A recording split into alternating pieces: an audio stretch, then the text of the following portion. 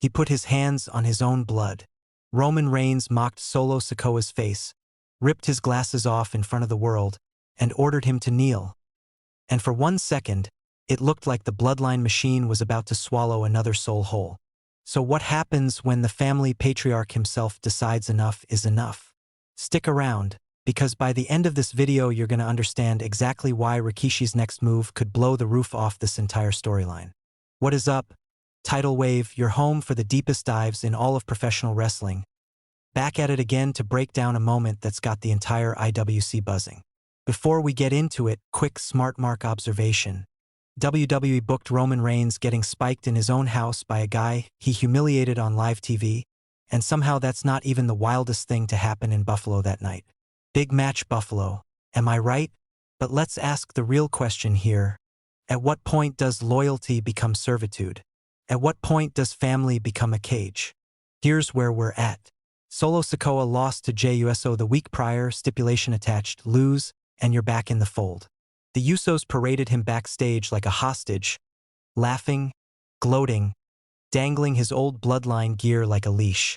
Jay told him the tribal chief was waiting, smirking the whole way down the hall, and Solo just stood there looking at LA Knight in complete disbelief, like a man walking to his own execution and already knowing it.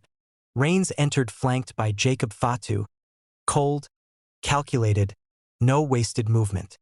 He tore into Solo verbally in front of the entire roster, called him sick, brought up tribal combat, brought up the night he stripped Solo of his whole identity, and demanded he kneel.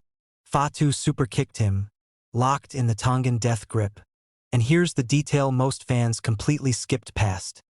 Reigns didn't stop that hold out of mercy. He stopped it because he wanted Solo conscious enough to feel the surrender. That's not compassion, that's control, and it tells you everything about how this man operates. Every single move Roman Reigns makes is a chess move designed to remind you exactly who's sitting at the head of that table. And think about the optics of that moment for a second. Roman didn't just want Solo back in the fold, he wanted the entire roster watching him break a man down to nothing in real time. That's propaganda. That's a warning shot to anybody else backstage who might be thinking about stepping out of line. Jimmy and Jay standing there smug, thinking they just witnessed the final chapter of Solo Sikoa's rebellion. They had no idea they were about to become collateral damage in the very next 60 seconds. It's the kind of dramatic irony that only wrestling can deliver on this level, where the winners of one segment become the punchline of the very next. Now, before we get into the fallout, and trust me, the fallout is seismic. If you're not subscribed to Tidal Wave yet, this is exactly the storyline where you don't want to miss the next update, because what's coming next involves names you are not expecting.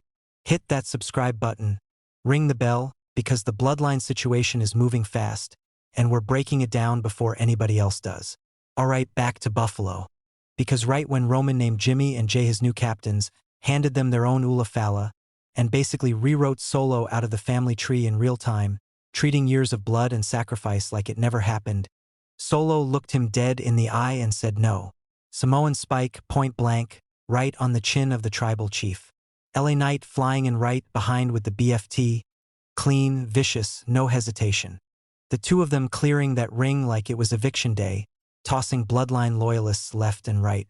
Jacob Fatu just standing there, watching, waiting on a command from Roman that never came. And that silence?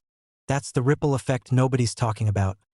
Fatu's loyalty just got tested on national television, and he chose to do absolutely nothing. Now here's the twist, and this is where the internet wrestling community is getting it completely wrong. Everybody's out there saying this is a one-off angle, a cool moment before Solo eventually slides back into the Bloodline for a bigger betrayal down the line. You'll remember he pulled that exact trick a few months back, playing possum before turning the tables. But think about the psychology here. Roman didn't just lose a soldier, he lost face on Raw in his own environment in front of millions of people live and on Netflix. This isn't a storyline WWE walks back with a wink and a smirk next week. This is the kind of humiliation that demands a response with real teeth, real numbers, real violence. So what happens the next time these three occupy the same ring? And who's got Roman's back when it finally happens? And don't sleep on the tournament happening in the background either.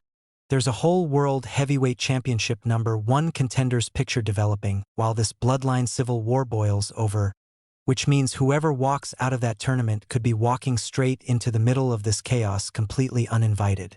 Imagine building for months toward a title shot only to get caught in the crossfire of a family feud that's got nothing to do with you. That's the kind of layered booking that makes the storyline so much bigger than just Solo versus Roman. Let's zoom in on Solo Sikoa because this is bigger than one segment, bigger than one betrayal. This is a man who spent years as the enforcer, the muscle, absorbing consequences while Roman collected championships and called himself the head of the table. Solo bled for that man, got suspended for that man, took bumps nobody else wanted to take, and got treated like a prop the second he stopped being useful. So that spike wasn't rage, it was release, years of resentment finally finding a target. And that's the genius of this angle, whether WWE fully realizes it or not. Solo isn't playing the desperate ex-enforcer anymore.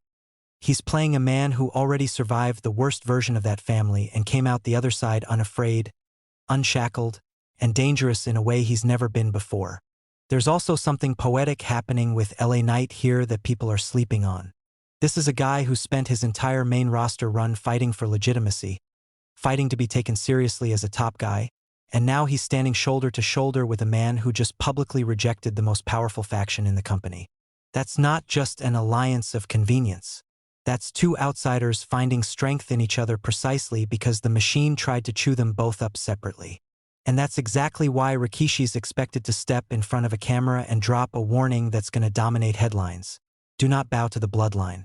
Not just to Solo, to Knight too. Because Rikishi didn't build this legacy watching his own bloodline turn into a cult of personality where love gets measured in how low you're willing to bend your spine. Expect him to remind everybody that Roman doesn't forget, doesn't forgive, and when the next confrontation comes, it isn't walking in alone. It's walking in with backup, with numbers, with an ambush dressed up as an olive branch. That's how this operation has always worked. And Rikishi knows it better than anybody breathing. So here's your takeaway. Solo Sikoa didn't just cost Roman Reigns a soldier on August 17th, he cost him control. And Roman Reigns without control is the most dangerous version of that man we've ever seen. The next time these three collide, it isn't going to be about a championship or a spot on the card. It's going to be about which family survives intact, and who's still standing when the smoke clears. So drop it in the comments right now. Does Solo Sikoa actually escape the bloodline for good? Or is Roman Reigns about to remind this entire company why nobody walks away from that throne clean? Smash that like button. Subscribe if you want to be first on the next update. Because what's coming for Solo and Knight next might be worse than anything the bloodline's ever done. See you in the next one.